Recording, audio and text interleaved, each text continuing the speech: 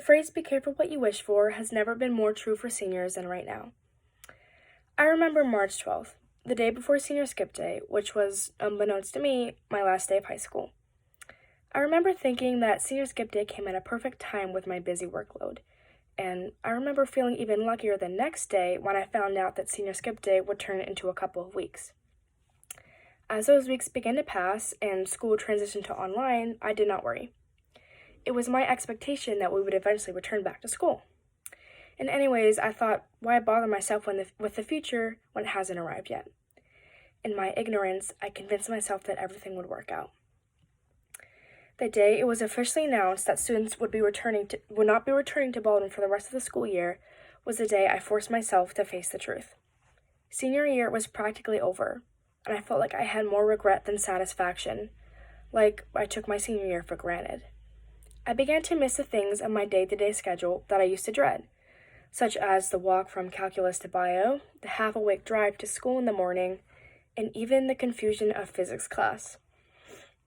In the wake of the realization of my regret, I reflected back to my freshman year of high school.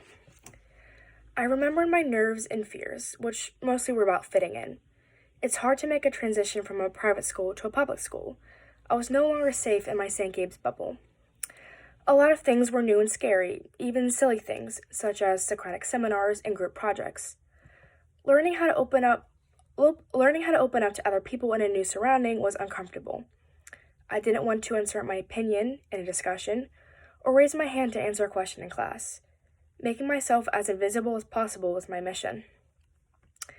Looking back now, with almost 4 years of high school under my belt, I know a lot more things than I did as a freshman.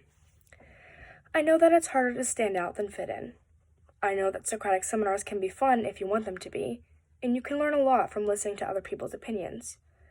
I know that answering questions in class builds relationships with teachers, and that those relationships can form to be something special, something I'll cherish later on in life, if not now.